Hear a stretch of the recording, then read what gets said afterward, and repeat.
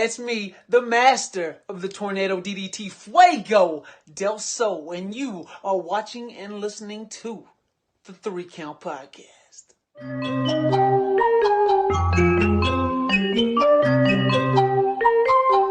Hit him with a 3 count. Pin him to the ground and the crowd go wild, man down, know we all like. Hit him with a 3 count. On the top row.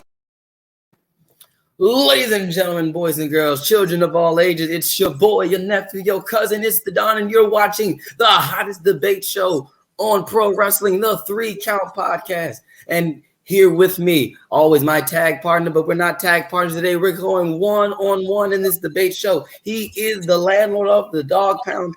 He is the man that runs the show, because quite frankly, I really don't do nothing. All right, ladies and gentlemen, he's also the host of our interview show called Now Entering the Ring and Now Entering the Ring 201. Ladies and gentlemen, the Red Dog.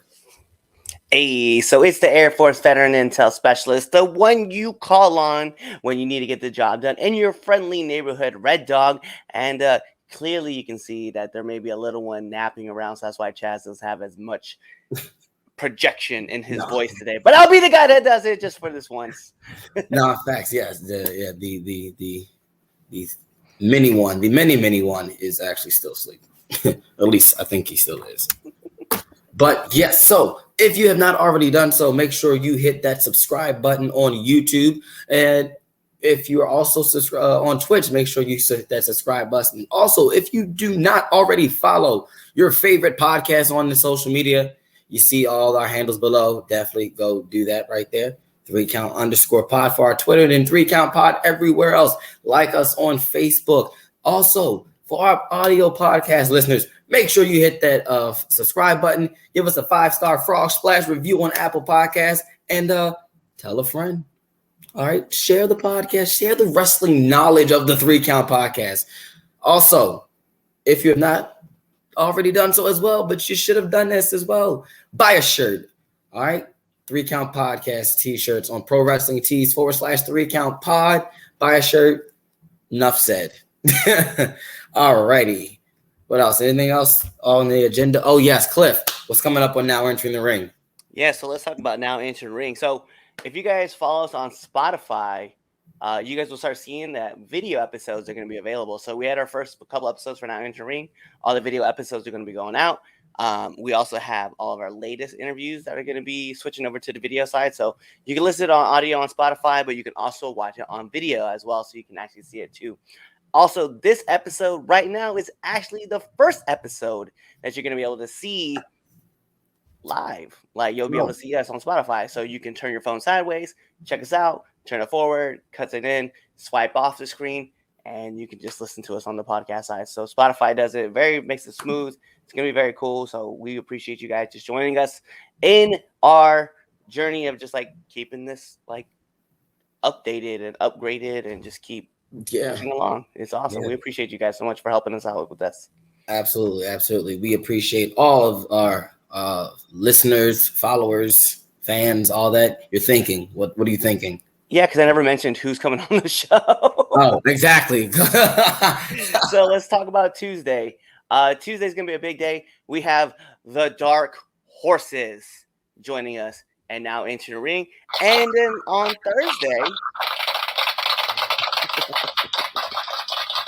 I got to remember I have this. I got to use it. And then on Thursday, we have Lexa Rose, who's going to be joining us as well.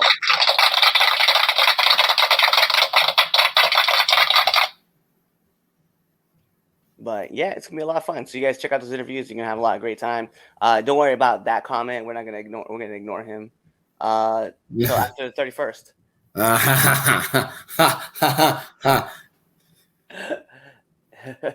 Represent the Zoomies. Yep. Yes.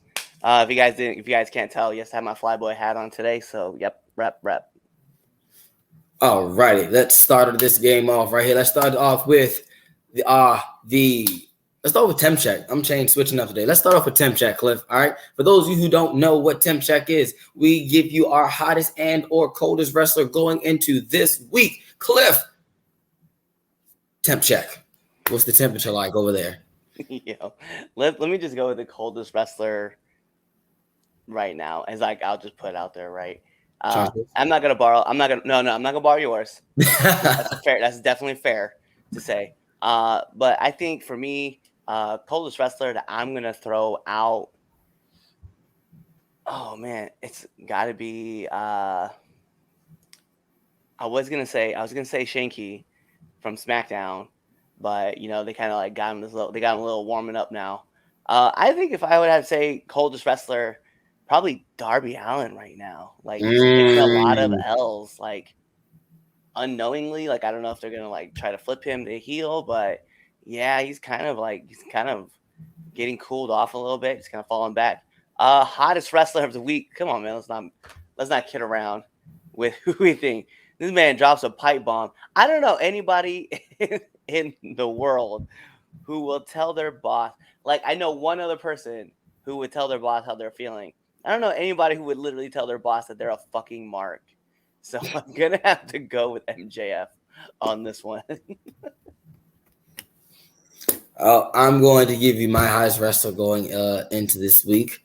I gotta be completely honest. Even with the injury news, I still think if you look at it, he's still the hottest thing right now. And that can always change as of tonight. We know Hell in a Cell's coming up. So. But I'm gonna go with CM Punk. I mean, let's be real. He put on a fire match with Hangman Page last week. Won the AEW championship. The Summer of Punk. Well, at least we thought the Summer of Punk was about to happen, but he had a fire 6-man with FTR on Wednesday night. And Friday, of course, the announcement that he's injured. But CM Punk, man, he's still technically the AEW champion. He did not relinquish the belt. He's still AEW champion. So, going for the, current AEW world champion till they crown an interim AEW world champion, which I think is stupid. So, but yeah, my coldest wrestler of the week. Gotta play his theme music.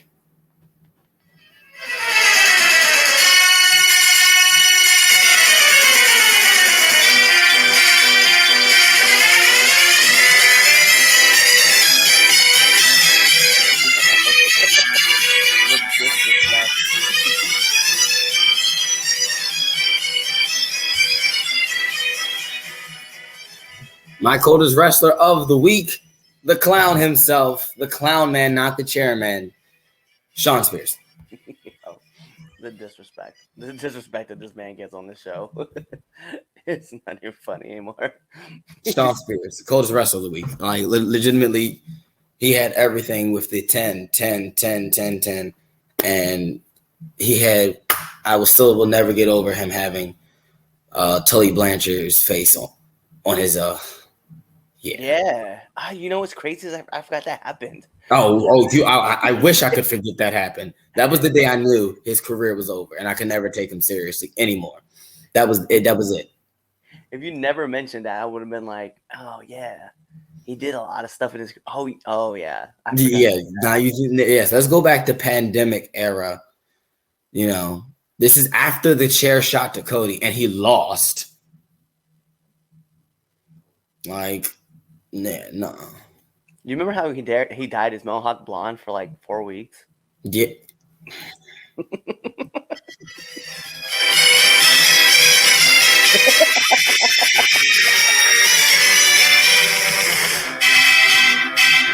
That was the thing. That was the thing that happened. He definitely. So yeah, that right there is my coldest wrestler of the week. Let me see. What you call it? Who else got some high scrap or coldest wrestler? The one that's hurting the most is Prince Machiavelli. He didn't he lose? He lost. He has no control over his wins. No, you're right. Shawn Spears doesn't have any control over his wins and losses. He doesn't have any wins. He just has losses. Exactly. Roman, Bobby Lashley. Lashley. Or no, he lost to Omos. Hold on. Before we get into this debate topic, let's talk about Omos, right? It's not like Omos is a bad dude. Like, the dude is like over 7 foot. He's very limited in what he can and can't do, but he's still super athletic. let's not play like Omos isn't like almost 400 pounds. Like he's still a big dude who just like hits people really hard because he's very tall and very long. And I was like, yo. I mean, it ain't no different. You want me? Guess what? Hot take, and then we'll get into the debate show. Almost ain't no better than what you call it, Kevin Nash Diesel. Doo-doo. Like Big Daddy Cool wasn't doing all that stuff, all those wrestling moves either. But we love ourselves some Diesel. Big Daddy Cool. Yeah. The one glove. Yeah. Get out of here. Omus is great. Omas, whatever his name is. I always call him Omus, like Famous Amos cookies. All right. Omas. Omus, like I said.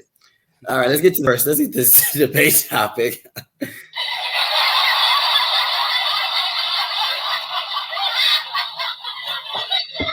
Gotta love our studio audience here at the 3 Count Podcast debate show.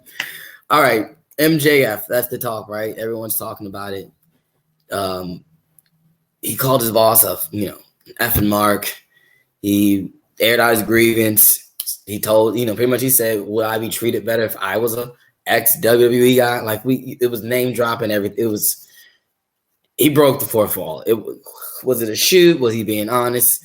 It's kind of like, how the pipe bomb with CM Punk, Joey Styles did it on Raw. Gosh, what else? I can't think of no more. Didn't King do one as well? Something like that? Yeah. Yeah, I think King did one. So MJF did his, and it's being talked about as being the best promo since the pipe bomb. So let's talk about it, Cliff. Was MJF's shoot promo? That's what it was. It was a shoot. It was a shoot, brother. Better promos, or the best promo since the pipe bomb. You can start this one off. So I'm gonna say no, and here's why. Because 2 days before, one of the best promos was cut, and no one's talking about it. Because I feel like all the controversy that had happened prior to Double or Nothing kind of escalated what happened with MJF coming out on Dynamite, right? Now, no disrespect, Dynamite, like MJF's promo was great, and just like his ability to go out there and talk. But Seth Rollins talking about Cody Rhodes, like in the crowd, dude, I was cheering for Seth. I was like, yo, Seth by far has got my attention over Cody. And I like Cody's promos because Cody definitely delivers with a lot of passion. But Seth said it best, man. He was like, listen, you left 6 years ago, even though we all know he was fired. He's like, you left 6 years ago because you weren't good enough. And then you went away with your little friends and did something else, right? And built. Like, you don't get to take a sledgehammer to the throne and then come back here and try to take what I'm trying to build. And I was like, hands down, I was like, that is golden, right? Because like we're talking about, you're acknowledging what Cody did outside and building him up, and then still talking about how you're better than he is. Yeah. And that's like the classics to a good promo. I know we talk about like how CM Punk's pipe bomb, AJ Lee's pipe bomb, or even like MJF's, right? Like they're all great because they're exposing the reality of a situation. Sure. Sure. Cool. One person said that the company would be better if his if he died and his idiotic son-in-law and daughter. And another person said that, one person couldn't lace up their Chuck Taylors. And then MJF obviously calling his boss a fucking mark. To me,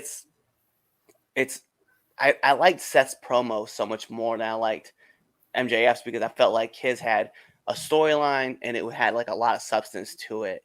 And it wasn't entangled in controversy. It was just two guys going out cutting these great promos. So I don't want to say it's the greatest promo since then because it's just recent, but I liked Seth's promo going back and watching it again versus watching MJF's. No, factual. Because I mean, Seth Rollins is the arguably the best wrestler on this planet. Like he's the number one guy that people don't they just won't give him the credit that like he should. Like, but I gotta say, is this the best promo than Pipe Bomb? No, it's not. It's good. Like it's really good. Like not like it was cool. And I think because of the fact that, like you said, the surrounding the controversy of what happened over the weekend and what we already know about him and the contract and how he wanted money and stuff like that. Okay, it was like MJF cuts good promos. We know that already. I feel it is. We say this a lot about MJF. Oh, this promo was better than this. This is just a conversation that always gets brought up constantly with MJF because he's that good of a promo guy, right? And I think because he's so good, and he's blurring that line of work and shoot. It's especially us fucking marks will buy into it because we're like, oh my gosh, he's talking about behind the scenes. It was a good promo, like it was.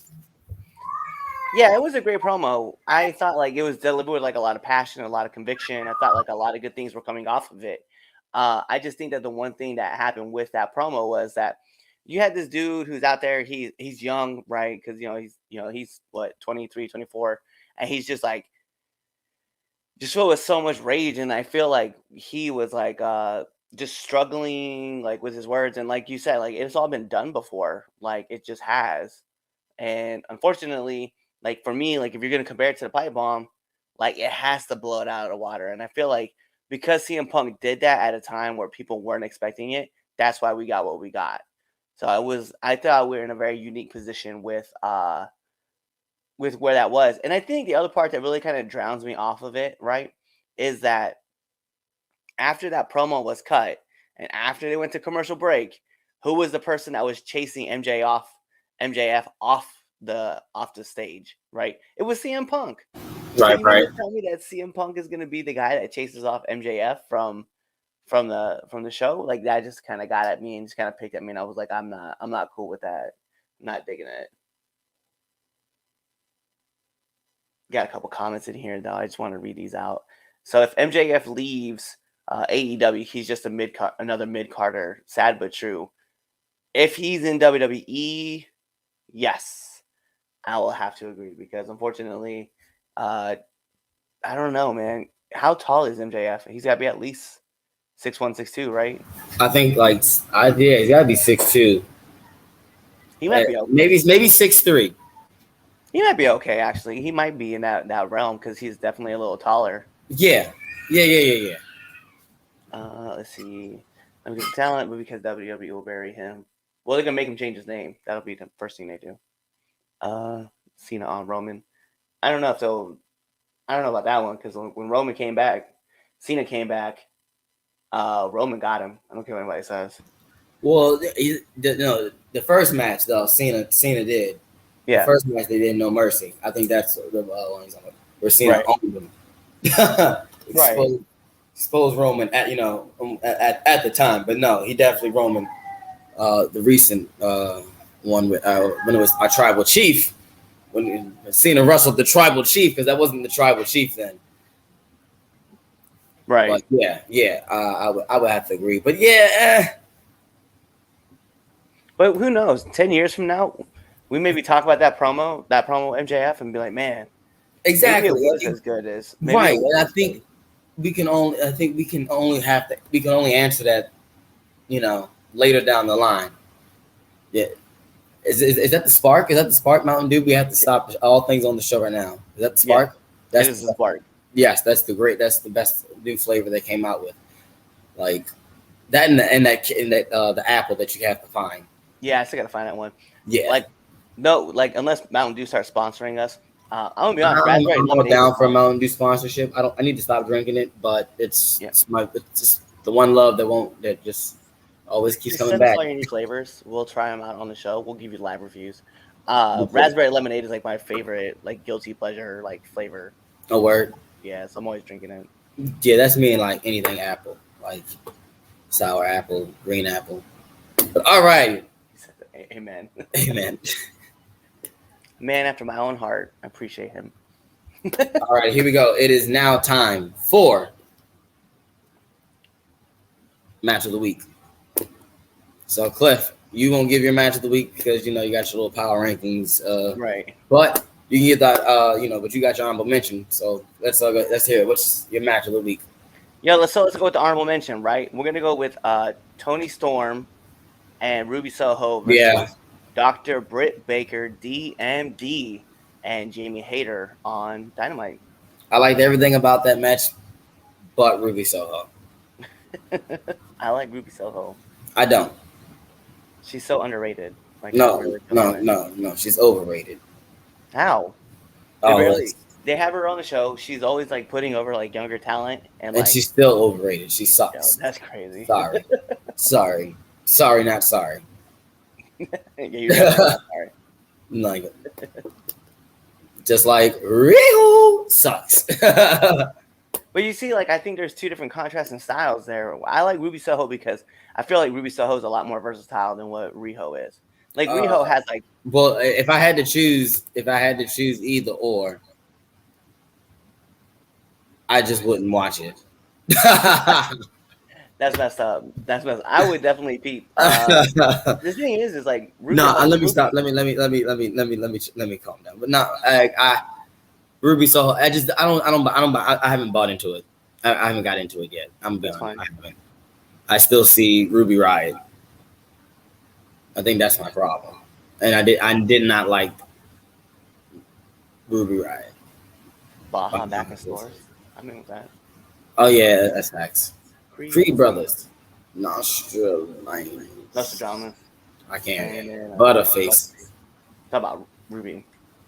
So, all right. Here we go. My match of the week. My match of the week, definitely is going to be.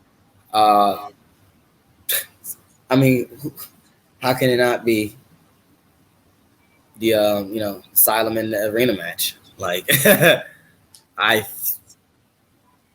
I know normally I don't like stuff like that, but that was just straight up, it was a fight. Like, it was just legit fight. There was no they had some wrestling stuff, but they beat each other up in that arena.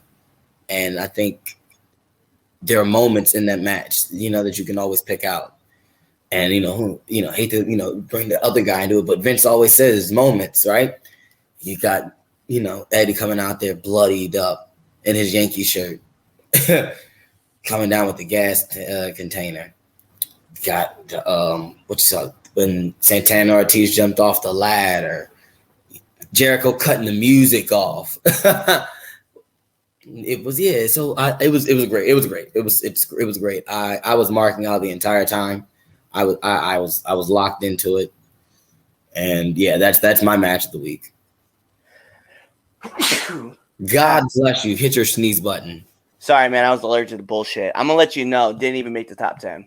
What?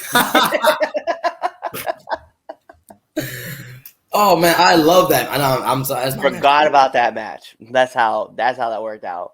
With everything that went on this week, that's crazy. All the wrestling. That's crazy. Did not even make the top 10. That's true. Well, it's your list. It is my list. And it's your list. I think once we go down the list, you're gonna be I agree with you, but I enjoy that. That was my favorite match on Double or Nothing. Well, that was my favorite match. That was okay. That was my favorite match. Once we get to the rankings, you're gonna be like, oh yeah. I mean, I'm not saying that the whole show. Listen, I thought the whole show was great. No. Continue, good sir. This is my opinion. Anyway, CM Punk got hurt. Nice week, Cliff. CM Punk got hurt, right? This is the next topic, y'all. CM Punk got hurt. He didn't give up the belt. They're going to do that eliminator crap that they always do. Somebody's going to face somebody to be the champ. Well, the interim champ. All right, so to further explain what they're actually doing, there's a battle royal on Dynamite this week. The winner of the battle royal is going to face Jon Moxley, and whoever wins that match is going into the interim AEW championship match at Forbidden Door. Now, on the other side to that, At New Japan, I think it's what? It's not. What's the show? I don't know. I don't know the name of the show. Tells you how much I need to watch more. World Dominion. That's what I thought it was. I did. Okay, so maybe I am caught up. I don't want to say World Dominion and be wrong. But if it, I hope if it's on you if it's wrong. But at World Dominion, you said it's Goto versus Tanahashi. And the winner of that match will be facing John Moxley. I'm sorry, not John Moxley. The winner of the John Moxley and whoever wins the Battle Royal at Forbidden Door, whoever become the AEW champion. And then later down the road, when Punk is not hurt anymore, he's going to face Punk and be the undisputed AEW world champion. But that's at a later date. But the real question is this: who we think is facing John Moxley? So really, it's kind of like a who's list of like everybody we can choose from, right? So we kind of know that Tanahashi is probably going to be that guy who wins on the New Japan side because they kind of already teased like the ace coming over to AEW. So I'm going to go with Tanahashi from New Japan. Between Moxley and the Battle Royale, there is only one. You know what? It's funny because I just saw the names pop in. There's only one choice and one person who should face John Moxley. And I'm just going to say one word. Boom. Mm-hmm. Like, you just built up all this momentum for him. Like, legitimately had him win the Owen Hart tournament. Yeah, I think that this is the time where you have him go and you face Moxley. He loses to Moxley, and Moxley then faces Tanahashi. Because I feel like that match could be a bigger match than Adam Cole versus Tanahashi.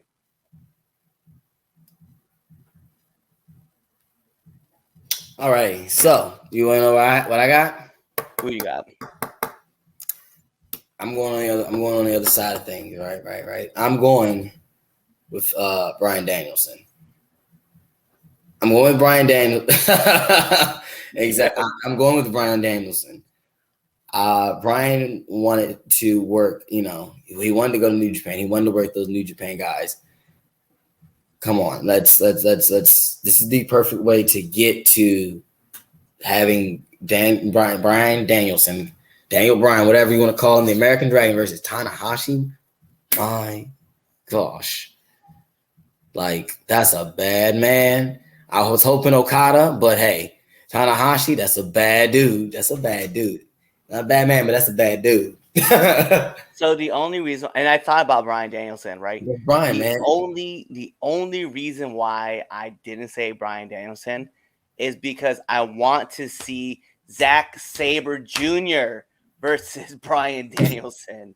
That's the only, like, to me, hands down, like, Chaz, we talk about like chain wrestling, we talk about being technical, like talk about hands down the two greatest technical wrestlers in the world today facing off. Bruh, masterclass is what we're going to be getting. That's what I want. I don't even know if the world's ready for that, man. I agree with you. I'm not even gonna lie. I would love it. Zack Saber Jr. versus Bryan Danielson is like just it's on another level. It's on another level, and I'm like, I'm here for it. I don't even like that. I mean, you're making me change my pick. You make me. I don't know. I see. Now I gotta go back and think because you giving me if we go there, if that's just hypothetically we do say it's Zack Saber Jr. versus Bryan Danielson. Okay, let's put that there. I would rather have Moxley versus Okada though. If we're going to do that, I'd rather have Moxley versus Okada rather than Moxley versus Tanahashi. And you wouldn't be wrong. That means you're just having an open spot with, and it kind of depends on whoever wins the Battle Royale too. Yeah. If Adam Cole does win, then you've got him and Tanahashi. Like that would still be a fire match that I would want to watch. Adam. But I don't know. See, that's the thing. I don't know if I want to see Adam Cole versus Tanahashi. That doesn't scream AEW. You know what I'm saying? Like, I don't know. it screams heavy hitting to me. It, All we're gonna hear is a lot of heavy boots to backs. see, I don't know about Cole, but I know Cole is, he's on his run. I do know, like, it's got to pay off sooner or later. So maybe, yeah, it may be Cole. Like, it may be Adam Cole, and you're right. I can definitely see Adam Cole winning it. Then I can see him beating John Moxley. But something about Bryan Danielson and Tanahashi screams to me, though. Yeah. You wouldn't be wrong. Like, I mean, yeah, Bryan Danielson is definitely one of those guys that work everybody, and he'd be just excellent in the position.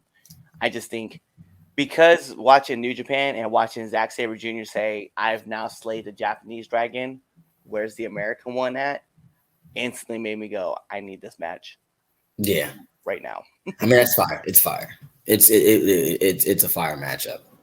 But I'm sticking with my Bryan Danielson pick. It's not bad. I'm gonna stick with that one. I don't mind a Samoa Joe pick too. I think my only problem is that I would rather see Samoa Joe versus Ishii. Yo. Man. Okay, we're gonna move on. We're fan casting this. We're pretty much playing, who's got the pencil. Like now we're starting a fantasy book, and that right there, just the thought, just like, whoa. It's dangerous because then we're gonna get pissed because it's not gonna. Yeah, because we're gonna book it. Listen, we can. I promise you, if you have me and you book Forbidden Door, we could book it 50 times better than what Tony Khan does. I put money on that one. I might do a show, and put it on our Patreon page. I'm trying to think because you have so many good stars over there too. Jay White. Exactly. Because Jay White's going to be on there. Who's Jay White facing? I don't know. That's like the part where you got to look at. Kenny? Is it Kenny? Is Kenny coming back? Kenny just had his knee surgery, so he's not doing anything. Last time I checked, last time I had heard, he had just got his shoulder fixed. He had his hernia fixed, and then he had his knee shoulder. I knew he got a shoulder. I knew about the shoulder. I forgot about the knee. Yeah, they were saying that he was not expected to come back till next year. Next year. Next January. Hey, Hangman, you still have Hangman. I would love to see Hangman in those matchups. It might, you know what I'm saying? It could be Hangman. Yeah. It could be Hangman. Hangman versus Tanahashi. It's a possibility. Alrighty. All right, Cliff. This or that. Let's go on. Let's get it. This or that.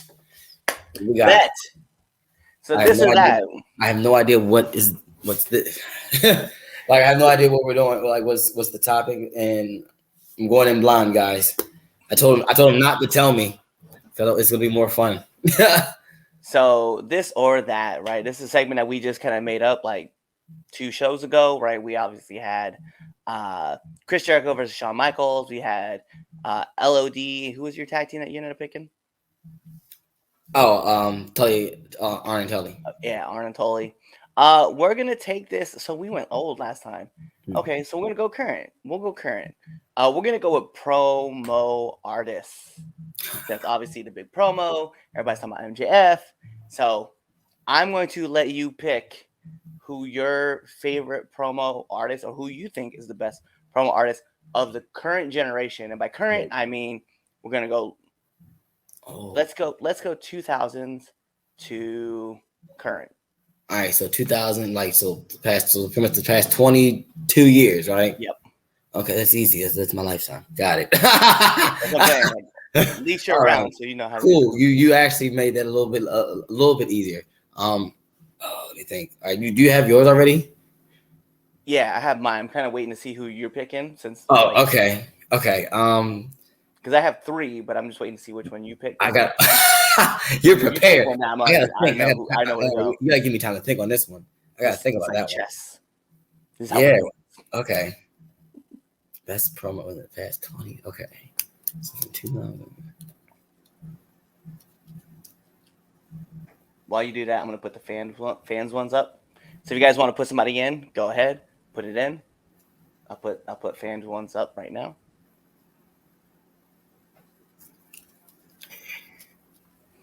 So for our listeners, We've had Jericho suggested. We had Triple H. We've had HBK all suggested. So all good picks. All good picks. We're just gonna wait to see what Chaz chooses. All right, so I had to write I had to write my top 3. That's a good one too, right there. I had to write my top 3. Okay. Because I'm like, let me get 3 down and then let me look at it a couple times. And let me out my top 3. Who do I feel like is it? All right. Okay. All right. I got okay. I think. What did some people say? Because I gotta pick between my 2. So right now we have Jericho. I got 2. Yes, we had Jericho announced, Triple H, HBK, Piper. The funny thing is this: I had Piper in one of the 3. I just X'd him out. Paul Heyman. Okay. And then we definitely have a bunch of people agreeing with Paul Heyman. Yeah. Funny thing is this. Okay, so my 2 is between Rock and Paul. I'm stuck on those 2. Someone said Rock. That one just popped in. Said Rock. Yeah, I'm thinking like just Rock is just it's the timing, it's the wittiness, it's the improv, and that's which is not a learned skill that you can't like take it from a guy who went to acting school and took improv class. I had a teacher tell me I can't teach you improv. You just gotta have it. That was the first day of class. He told us, he said, I can't teach you anything. I said, we can have fun in class and play some improv games, but I can't teach you. You either got it or you don't. Okay. So but Paul can manipulate a crowd in any way in a matter of 5 minutes. Like you can have Paul open the show, give him the 15-minute segment promo, and he can have you, going 15 different million ways and then get you back to hating him again, and I'm gonna go with Paul. I'm going with Paul.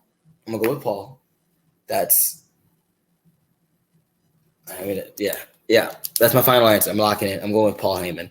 Okay, bet. I'm going with Paul Heyman.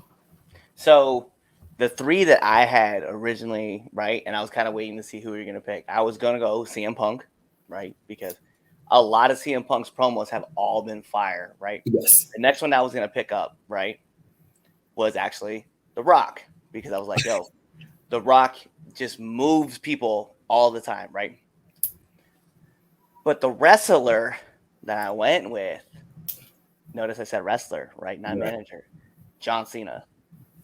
So funny. That's I'd seen it. So when you first said it, Cena popped in. Was like it instantly popped in my head, but I didn't want to hit Cena because I was just like, because that's the easy route.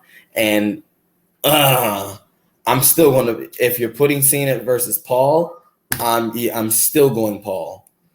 I don't like you can give me Super Cena and all your vitamins and perks, but I'm going with Paul. Paul. It's just something different. Paul just see now I'm think about it. But I can't.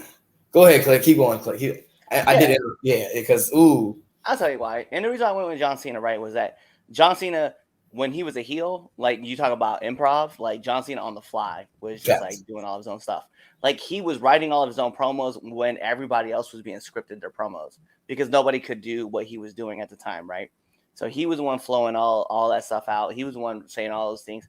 He was changing it all up. Then you fast forward to where they're starting to script him more because they're obviously wanting him to be like the face of WWE. And he's able to take crowds literally how, The Rock was able to do. Just take a crowd in the palm of his hands and carry them, right?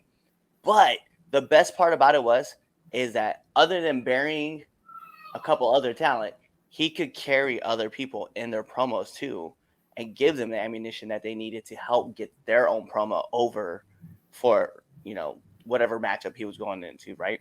I just think that when it comes to him, like he's going toe-to-toe with The Rock, right? He's going toe-to-toe with Paul Heyman. He's going toe-to-toe with the Usos. He's going toe-to-toe with The New Day, with Enzo and Cass, with you just think about all the people who like were on the up and up, and we were watching him. He's going toe to toe with AJ Styles, who I think he's one of the better promo artists right now.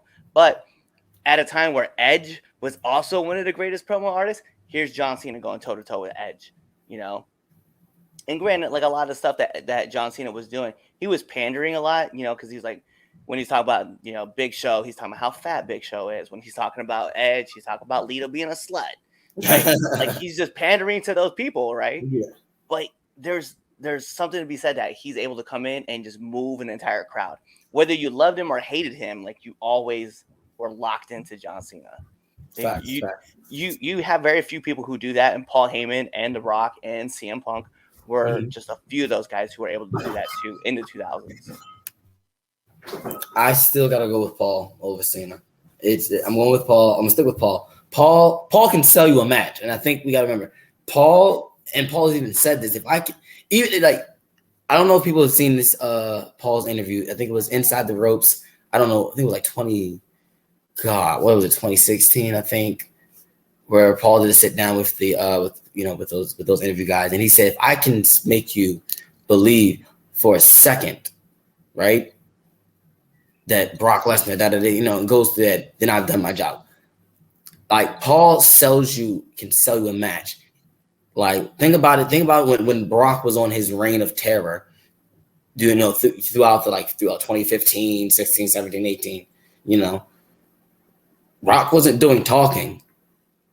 Paul, was like the melody to that reign. Every week, Paul would come out there, and he would repeat his line, the reigning, defending my client, Rob. And the crowd got into it, even as a heel, and they're still booing him. Yeah. It's just Paul just has a way to manipulate that crowd. Yes, when he's not exactly like that interview a second, like he can tell you he's a good liar. I think that a lot of people say he's a good liar. He tells a story on how people he makes it believe like whether or not Taker was supposed to win or not and everything. And this is before Taker came out, with the last Ride documentary. But he had people thinking that Brock out there really stole the match from the Undertaker. And he shows a really good case in point. He even had me believing it at some point, like Brock really did that. Like, so you know what I'm saying? Like, I just think Paul can sway you one way or another. And you just sometimes you should really look back at it and you look at all, not just his recent stuff. He was doing it even before then. Because even Paul as a GM, when he was the GM of SmackDown, was cutting fire promos. Like I just think, yeah. And then Paul, man. Even Paul on commentary. I think, that count. Yeah, that was that. Well, maybe I'm probably a couple years before, but Paul on commentary with JR. Fire on commentary. Paul, Paul is just really, really good. He's just really good with the gift. He has the gift of gab. I think, and so I'm gonna go with Paul. As much as I want to go Cena, and Cena is arguably a very good second. Yeah, but I feel that. I feel like the thing that makes it different though for me with Cena is that because I grew up also watching Paul Heyman through ECW, like both ECWs, and I think just watching Cena come through and grow the way he's grown and stuff like that, I just couldn't look at Paul Heyman and be like, oh well, Paul's a manager. And I was like, I'm looking for the guy who's gonna drop guys and drop promos. But you're this or that. Your question was right. Promo artist. I said what I'm looking for. Yeah, I know the question was. I'm just saying. You said promo artist. All right. So I consider Paul a promo artist. Somebody asked, what about Cornette in the 90s? That's why we started with 2000 and went forward. Yes. Yeah. Oh, yeah. That's the. Because when you get in the 90s, once you get in the 90s, bruh, there's a who's list. Shit, I think you go in the 90s, you go Mick Foley, you go Austin, you go Rock, you go Triple H, you go all them guys that were pushing the Attitude Era. You can go Sting, you go, Scott Hall, Hogan, even though we don't like Hogan, like Flair, DDP, with a tear in my eye. This is the greatest moment. I'm going to repeat that in a promo one day. And we haven't even talked about Jake the Snake Roberts. No, we didn't talk about Jake. We didn't talk about Piper either. Nope. We didn't talk, Mr. Perfect. Arn Anderson. Yeah. Listen, Arn cut that fire-ass promo in the 2000s. Like in 2021, he cut that fire-ass promo. With the yeah. Visually put you on this ride and was letting you know exactly how Cody was like, please don't hurt me. He's like, nah. That's facts. Okay. We got someone saying Festus. Festus. You know what? Hey, you know what? Luke Gallows, underrated as a talker. Absolutely. All right, it is now time for the greatest segment in all of 3 Count Podcast. It's now time for the Red Dogs Power Rankings.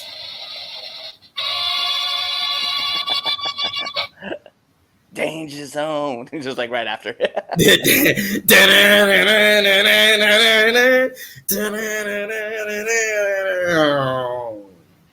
Yo. Also, before we get into it, can we just talk about how underappreciated and undervalued the Red Dog is in wrestling? No. No, we cannot. Yeah, he's over like Rover into some of these places, and you guys are just not taking witness. You got to feast your eyes on the Red Dog. Hey, don't do that, man. T-Bar gonna come in here and beat our ass. All right, so let's jump. Follow him. Go follow him on all his socials too, okay? Because he's the greatest wrestler not known. Hold on a second. They say off topic. The new movie is good. Wait, what new movie? Top Gun. Oh, Clifford the Big Red Dog. I thought we were talking about Top Gun. Oh, you know what? That's another good movie too. I want to see Maverick. I want to talk about this because I'm gonna make myself sad because I haven't seen it yet. No. But let's get into the top 10. So we're gonna start off with number 10. This was the Brawling Brutes versus the New Day and newly named Big D on SmackDown from this last week. Drew McIntyre. Yeah, I was dying when he kept. Did you listen to that promo between the New Day and Drew McIntyre? I did. Yes. Yeah. A lot of questionable things were said. I was not gonna lie. I was with it. A lot of questionable things were said, and I was like, I'm not even against this. This is actually really fun. Let's get into number 9, which is probably the one that shocks a lot of people. It is CM Punk versus Hangman Page at Double or Nothing. That's low. It is super low. So let's get into number 8 because I did like this match that I'm going to give you right now. Solo Sikoa versus Duke Hudson on NXT 2.0 was a fire-ass match. So if you have not checked it out, please go watch because that match was on point. We're going to go into number 7, which I think a lot of people slept on this match because of what happened on SmackDown, which would have been Riddle and Shinsuke Nakamura versus the Usos on Raw. So go peep if you haven't seen that yet. Let's go into number 6, which is probably one of my other favorite tag teams to watch wrestle right now. OGK versus Heath and Rhino on Impact. We're going to jump into number 5, which this is where I think a lot of people are going to start enjoying this list. Jon Moxley versus Daniel Garcia on Dynamite. Yeah. Uh-huh. Yeah. Say something. Such a great match. Let's get into number 4. Thunder Rosa versus Serena Deeb at Double or Nothing. See, so that I mentioned to do this, previously. Like on fire, over the phone and our wonderful phone calls, but that match was a clinic, and just the crowd was just not into it, and they, I feel like the ladies were robbed. Like it was a good wrestling match. Yep. And it goes back to my theory on Thunder Rosa, which we won't get into today because I'm not going to have everyone mad at me over something else that happened on Double or Nothing. I thought was the best thing. Like, but yeah, like that match was really, really good, and just the crowd wasn't into it. I think it's the characters. Wink, wink, wink. Like, Yeah. So let's get into number 3, which is a match that I don't think a lot of people paid attention to because this was kind of an under the radar show. Carmelo Hayes versus Cameron Grimes at In Your House. God bless, what a match. I was such a fan of that match. It was so good. Let's get into number 2. It goes without saying, when you put these two tag teams together, anytime, they're always going to tear the house down. And usually there's some psychology to it, but not much. But we got to give it up to the Young Bucks versus the Lucha Bros on Rampage. I know.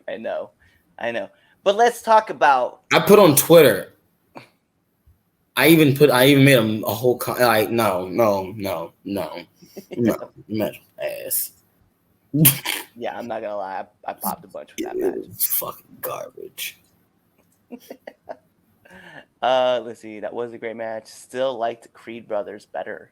Who said it was a great match? What match they talking about? Who was that? Expose them right now. I'm pretty sure we're talking about the Carmelo Hayes match. Oh, okay. So let's talk about the number 1 match of the week. Gosh. Actually, you know what? Let me ask you, Chaz. What do you think the number 1 match of the week is? I have no idea. I don't know.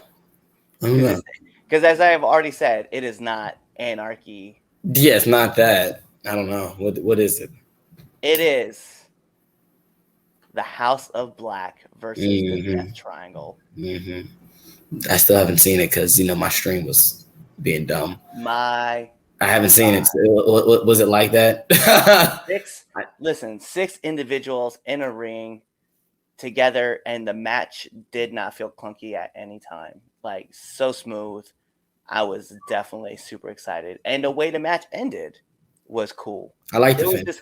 I was on a ride when I was watching that match from start to finish. I felt like I was in the audience watching the show, and I was like, I am with this 100% away. So yeah, emotionally, that was my match of the week because I was like, I can't stop talking about it. Like, just everything that happened, and just there's so much stuff like going on and so many interactions. Brody was probably like Brody tried to do like a front flip over the top rope. Oh yeah, I did see that. Yeah, that might have been like when the stream wasn't being stupid. I caught bits, like I said, I caught bits and glimpses. I can't tell you I saw the match. I just saw bits and pieces of the match. I did remember that. That was early in the beginning though. Right. That was early in the beginning of the match. But there was so much going on. Like the fact that we don't talk about Buddy Matthews like we should. We don't.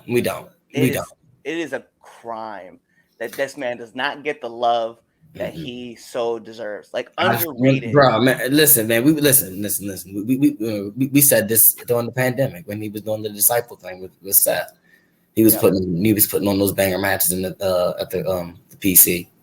Well, we said it before that when he was on 205 Live and him and Mustafa. Oh yeah, him Ali. That's also fun. Yes, absolutely. Mm-hmm. Just the most he legitimately, when he said, I'm the best kept secret, he's not lying. He is the best kept secret in any organization, hands down. Facts. Whether it was WWE, 205, NXT, AEW, the Indies, I don't care. I dare someone to find me another person that they could be like, you know what? That guy better than Buddy Matthews. Yeah. Buddy Matthews. No, I agree. I totally agree with you on that one. He's so good. So good. He just doesn't get the credit he deserves.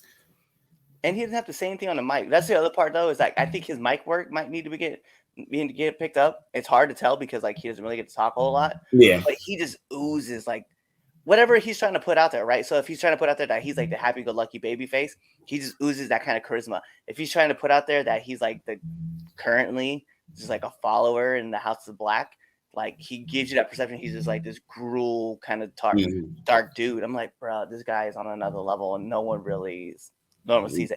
And his moveset, Jesus, my man can fly in with these vicious knees. I know, Like, and Kenny's V trigger is like the only thing that I would be like, yo, that would equivalent to that. But it's like every strike that Buddy throws just looks like the intentions are meant to rip your jaw off. I know. That's see. I just want to be like that. Like, it's funny because I have Buddy Man. I have his moveset in 2K. If anyone realizes, if you download me on the new 2K, if you didn't know that already, I'm in in the community creations, indie wrestler that's on there. Shout out me, Cliff's in there too. Download us on your WWE 2K22 hot wrestling game. There's that cheap plug for that. But yeah, I have the moves that I on the game is Buddy Matthews, and I'm just like, I need this moveset in real life. Like, yeah, I think that's what we're gonna do. That's what we're gonna do on training Friday. We're gonna do that. We're gonna do movesets. Yeah. I just want to throw knees. I'm gonna throw knees and elbows. That's all I'm doing. Yeah. Yeah, I mean, and really, we all talked about it, like punches and kicks. Now we're just on bows and knees. Like, yeah, just throw bones and knees, and maybe I might throw in a headbutt. I'm gonna start throwing in a headbutt. Pow. Yeah. I'm not wearing it. It's actually hanging up in the trophy case with all the other accolades that the Don holds. My Glock is right next to it. You probably shouldn't use that word. You're right. Registered? That's facts. That's facts. Oh man. All righty. So let's get it. If you made it to the end of the show right now, for all my PlayStation people, you get a trophy. For all my Xbox users, you get an achievement. Thank you for listening to this episode. We know, hey, sometimes it can be a drag when you just got two guys who love wrestling and just can literally talk for hours about wrestling. But we thank you from the bottom of our hearts for sticking with us all the way to the end. If you've not already done so, make sure you hit that subscribe button on whatever service you're watching this thing on, like whatever you're using, YouTube, Twitch, Facebook, Spotify, because we're on there. Make sure you hit that subscribe button. How much are the Pure Ignorance shirts? The Pure Ignorance shirts are how much? Oh yeah, they're $25. I had to forget. They're $25. Yeah, $25. And you're talking about the logo one, right? Like the one he got. If anybody wanted like the new Pure Ignorance logo shirt right there, it's let me know. 25. All right, we got small, medium, large, and XLs. Hit me up or hit Prince Machiavelli up. Yeah. Also, if you want a Red Dog shirt, yeah, talk to Red Dog. He got shirts too. He got awesome shirts. See, look, what does it say? Doesn't it say Team Red Dog? It does say Team Red Dog. There's actually a few more shirts that we're going to be coming out. Actually, Rodney's in the chat right now. Yeah. Definitely coming out with the Friendly Neighborhood Red Dog. You definitely see that neighborhood Red Dog. Are you swinging on a rope? Like, is it Red Dog swinging on a rope? Like, I only swing one way, sir. Follow us on social media. Yeah, right there. Right there. Tell a friend about us. 5-star Frost Splash review on Apple Podcasts. Oh man. All right. You know what? Thanks for coming, guys. Thanks for watching us. Just be there next week. He killed it. He killed it. Peace, y'all. Why? I'm totally stealing this from you, Cliff. Oh my God. Hey guys, it's the host of the 3 Count, Chaz Evans here. Make sure to let you know that I don't run shit, I don't do shit, I just talk shit. And make sure you subscribe to our podcast. What else did you do? You should also follow us on all social medias. That's the Facebook at 3 Count Podcast, the Instagram at 3 Count Pod, and the Twitter at 3count_pod. Also, if you like us a lot, you should definitely buy a t-shirt at prowrestlingtees.com/3countpod, and that's the number 3. Don't be an idiot and type in THREE, because you're not going to find anything. So make sure you follow us at 3countpod or 3count_pod on Twitter and buy a shirt.